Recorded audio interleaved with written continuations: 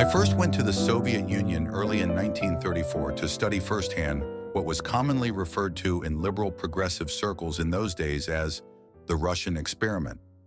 I had planned to remain for a year at the most, but force of circumstance in the form of marriage intervened, and I stayed on for more than 5 years until June 1939, when the Soviet government granted exit visas to my wife and our son, who had arrived while we were waiting. In a planned society, our marriage had not been according to any plan. Either the Soviet 5-year plan, my personal plans, my wife's plans, or the plans of the trade union committee at the foreign language publishing house where both of us were working. The trade union committee had simply given my wife, as her social assignment, the task of cheering up a somewhat lost and aloof young American. For the purpose, they had staked her to almost unlimited movie tickets and to occasional seats at the theater. Too late did the trade union committee call my wife in and tell her she was rather overdoing it. As the years passed, my preconceptions about the Soviet Union, born in the slough of the Great Depression back home, were revised in the light of experience. But together with a knowledge of the Russian language and Russian culture, I acquired through daily contact and observation a lasting admiration and sympathy for the Russian people. This experience is not peculiar to myself. It has been that of practically every American who has lived for any length of time in Russia, regardless of his politics. Russians who come to the United States acquire much the same feeling toward Americans. It is indeed remarkable how readily average Americans and Russians find a common ground. The most striking evidence I saw of this was at the American air bases in the Ukraine, where GI Joes and Russian Vanyas and Vasyas worked together, servicing the heavy bombers. Even the combat crews who flew in from Italy and took over the neighboring town declared that they felt more at home here on Soviet soil, that the people seemed more like home folks than anywhere else they had been. Again, if I may be permitted once more to cite my own family, I never cease to marvel at the swiftness of my own wife's Americanization. It is a far cry from the Cossack collective farm in the Urals, where she taught school, to the campus of Wellesley College where she is studying today. Yet she has taken the transition in stride, rearing 2 children and running a household at the same time. Had our military experts known my wife or any of the millions of men and women like her, they would never have gone off the deep end by predicting the Nazis would capture Moscow in a few weeks. It is the human equation, the ruggedness, honesty, and warm-heartedness of the common man in both countries, that will, I am confident, enable America to live with Russia and Russia with America, despite all obstacles. Russia, like America, has had its periods of isolationism, and though the premises of American and Soviet isolationism were poles apart, the practical results were remarkably similar. Russian isolationism stemmed from the time just after the revolution, when the new Soviet power was treated as an outcast by the other nations, all of whom hated and feared communism. Lenin, and with him the other Russian communist leaders, assumed that the October Revolution was but the opening gambit of a world revolution. At that time, it was held inconceivable that the world could long exist part Soviet and part capitalist. The two systems were inherently and basically irreconcilable. Besides, the Hegelian dialectic, which Marx had borrowed to supply his materialist philosophy and economics with a revolutionary dynamic, made the process of social change as certain and inevitable as the sequence of day and night. Capitalism was all washed up and must give way to socialism, the next higher stage in the Marxist scale of social evolution.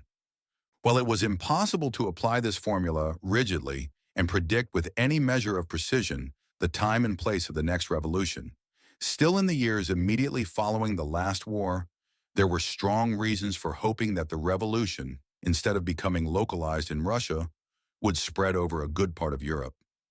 Despite the collapse of the Belokun communist regime in Hungary and of the short-lived Bavarian Soviet Republic in 1919, despite the triumph of fascism in Italy and of similar reactionary movements elsewhere, expectations that the world revolution would not long delay persisted in the minds of Russia's ruling party until the failure of the Hamburg Uprising in 1923. By a strange trick of fate, the extinction of this hope was closely followed by the loss of Lenin, the great guiding brain of the Communist Party and the world communist movement. The year 1923 was the crucial year when the Bolsheviks shifted their sights from the distant and lofty goal of world revolution to the more immediate practical task of preservation of the Soviet power inside Russia.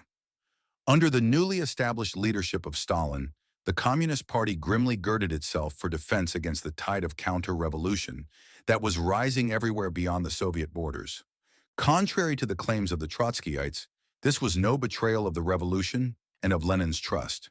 One of the secrets of Lenin's greatness had been the ability to reconcile his Marxism with the logic of events. And even before failing health had forced the master to relinquish the reins of leadership, he himself had made some important modifications in his policy at home and abroad. Internally, he adopted the new economic policy, renouncing the earlier efforts to impose socialism by force and permitting a limited revival of private enterprise. Externally, he had encouraged the restoration of diplomatic relations with other countries and had even sanctioned such close agreements as the Rapallo Treaty with Germany. At the time, these modifications were loudly denounced by the leftists as betrayals, just as 6 years later, Stalin's policy of building socialism in one country was denounced by the Trotskyists. The shift in the party line did not take effect overnight. For several years, the Comintern continued to work at cross purposes with Soviet diplomacy, and Foreign Commissar Chicherin's best-laid plans were often spoiled as a result.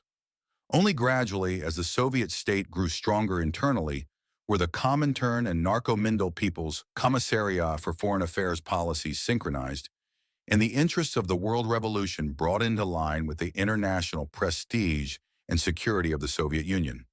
But despite tactical concessions to the times, the basic postulate of fundamental antagonism between two systems remained, as did its corollary, the fear of capitalist encirclement. An awareness of the ever-present danger that the capitalist powers might sink their squabbles and combine for an attack on the Soviet Union. It was the task of Soviet diplomacy to play upon the differences within the capitalist camp for the purpose of averting such an anti-Soviet alliance, to side temporarily with one group of capitalist powers and then with another, to oppose whatever power or combination of powers was momentarily the chief threat to the Soviet Union. In the decade after the revolution, and right up to the rise of Hitlerism to power, the biggest threat to Soviet security seemed likely to come from the Western powers. Britain and France had planned the intervention against the new regime. America steadfastly refused to recognize the Soviet government. In all these countries, the tone of the press was strongly anti-Soviet. Hence, Russia had been drawn toward Germany, like herself, an outcast. And despite political antagonisms and the German repudiation of communism, economic and military collaboration between Soviet Russia and the Weimar Republic had proved advantageous to both. But the advent of Nazism changed all this completely. Fanatical opposition to communism had been largely instrumental in putting Hitler in power. Hostility to Russia became a cornerstone of Nazi foreign policy. Realizing that Nazi Germany had become the greatest threat, the Russians hastened to cement better relations with the Entente powers on the basis of common opposition to the Germans. It was at this point that diplomatic relations were re-established with the United States and Russia joined the League of Nations. The Soviet policy toward capitalist countries underwent a radical change. Whereas previously all types of government in capitalist countries had been regarded strictly as the dictatorship of the bourgeoisie and therefore equally abhorrent to communists, the Russians now began dividing the sheep from the goats. Fascism, which was synonymous with Nazism, was recognized as the most reactionary, militarist type of capitalism, as opposed to bourgeois democracy, which was the more progressive, peace-loving variety.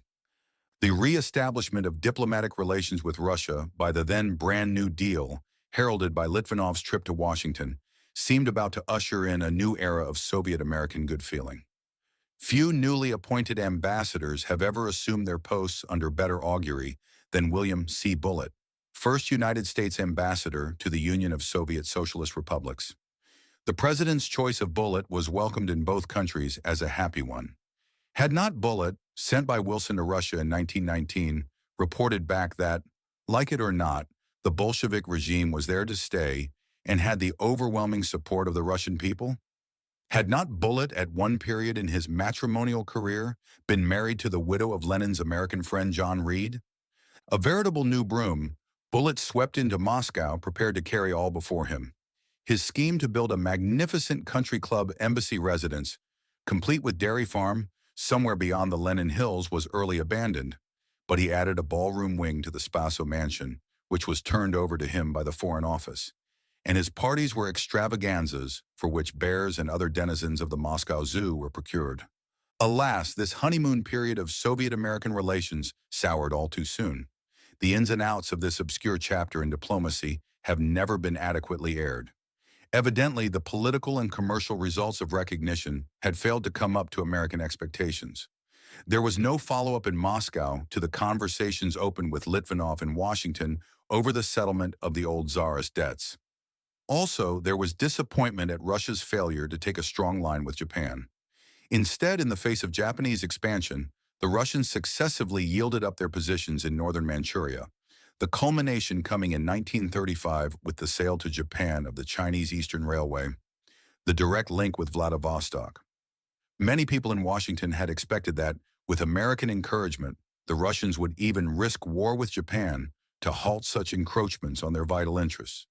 What they failed to understand was that with the star of Nazi Germany fast rising in Europe and threatening an anti-Soviet coalition, Russia could not challenge the Japanese alone, especially as the industrialization and agrarian collectivization programs were still in their critical stages. In 1935, after a lapse of 7 years, a Comintern Congress convened in Moscow. Among those present were representatives of the American Communist Party, and Earl Browder made a report before the Congress on the activities of the American Party. This seemed to be a flagrant violation of that clause in the Soviet-American Agreement, signed by Litvinov in Washington, whereby both countries pledged themselves to harbor no organizations that were seeking to overthrow the lawful government of the other. Actually, this clause was a dead letter from the start, since scores of anti-Soviet White Guard Russian organizations continued to function in print publications in the United States before and after the agreement. The Browder report to the Comintern proved the last drop in Bullitt's cup of disillusionment, filing a protest with the Soviet Foreign Office, which was in due course rejected on the stock pretext of no connection between the Soviet government and the Comintern. Bullitt shook the dust of Moscow from his heels for good. At one time called a fellow traveler, he became one of America's most bitter Soviet haters. But before his change of heart, he had taught the Red Army the game of polo, and it has survived his apostasy. Fortunately, the administration and the State Department proved to have more balance and ballast than their individual emissaries. In 1937, after a 2-year interregnum, President Roosevelt appointed another ambassador to Moscow, this time hard-headed lawyer-businessman Joseph P. Davies. There was never any phony pinkish aura to this consort of the post-millions, but his forthright profession of the capitalist faith, combined with fair-minded admiration of the achievements of Russian socialism, won him respect among the Soviet leaders. For the first time, Soviet-American relations had their feet on the ground and not in the clouds. The Davies era in Moscow, besides being the most successful period of pre-war American-Soviet relations, is also the best publicized, thanks to the ambassador's own book, Mission to Moscow, and its somewhat overdone film version. Throughout the middle and late 1930s, relations with America were to the Russians of secondary importance compared with the diplomatic game then being played on the chessboard of Europe. For America was outside the League of Nations, which the Soviet Union now hoped to convert into a united front against aggression. Prior to Hitler's coming to power, the Russians had kept out of the League, which they suspected as an instrument of Anglo-French policy and the potential nucleus of an anti-Soviet world front. But the exodus, first of Japan and then Germany from the League, now brightened the prospect of using its framework as a means of consolidating the forces opposed to international lawlessness. And now the Soviet Union, through its able spokesman Maxim Litvinov, strove to infuse new life and ardor into those cold, vaulted marble halls in Geneva. For the first time, Russia emerged from her isolation and formulated and preached the doctrine of the indivisibility of world peace. But though Litvinov's speeches and formulations were warmly applauded, they were seldom acted on. Each succeeding year brought mounting acts of aggression, while the League remained passive and impotent. Thus, in 1935, 1 year after Russia joined the League, Italy invaded Abyssinia, The following summer brought the civil war in Spain with its tragic comedy of non-intervention that enabled the fascists and Nazis to help their puppet Franco to the hilt, while the lawful Republican government was denied the means of defending itself. The fact was that Britain and France still preferred appeasing Hitler to unity with Russia, whom they yet regarded with deep suspicion. The Russians continued their efforts to rouse the Western European powers to the common peril. They attempted to supplement the weakness of the League as a buttress against aggression by a series of bilateral non-aggression and mutual assistance pacts. In the fall of 1938, when Hitler had turned the heat on Czechoslovakia, the Russians stood ready to fulfill their treaty obligations to the Czechs, provided the French did the same. And for a moment it looked as though at last the Western powers and Russia would combine to meet the Nazi challenge. But only for a moment. At the Munich conference, to which the Russians were not invited, Neville Chamberlain sold the Czechs in exchange for one more year.